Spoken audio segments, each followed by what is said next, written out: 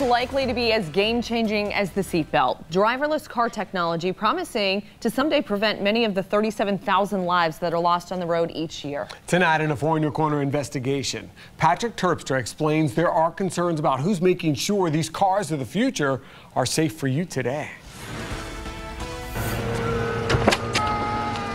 Kind of cool about the car is you just get in it and it just goes. Automakers are rolling out complex driverless systems like the kind in this Tesla Model X. And also it's keeping us in the lane. This system uses the lines of the road to automatically steer the car and adjust its speed.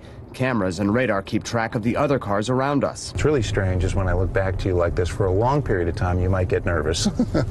GM, Nissan, Hyundai, Audi, Volvo, among major car companies going driverless. But they're doing so with virtually no oversight from safety regulators and no rule that they share information with each other about accidents and mishaps. You need to know that there are minimum requirements that everybody's going to meet before they make the public the guinea pigs of their experiments. Unlike rules for the design of a seatbelt or airbag, the federal guidelines for automated vehicle systems are voluntary.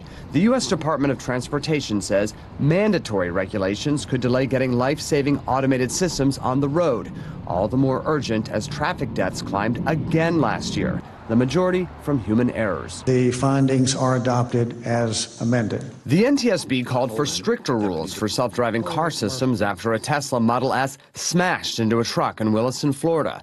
The NTSB faulted the driver for relying too much on autopilot, but also blamed Tesla for not requiring the driver to stay more alert. The NTSB says rules should require car companies to share information about incidents. We don't think each manufacturer of these vehicles needs to learn the same lessons independently. Congress is now working on legislation that would create mandatory rules for self-driving car technology. Part of it would mean car companies would have to tell the consumer exactly what each piece of equipment can do and what it cannot do.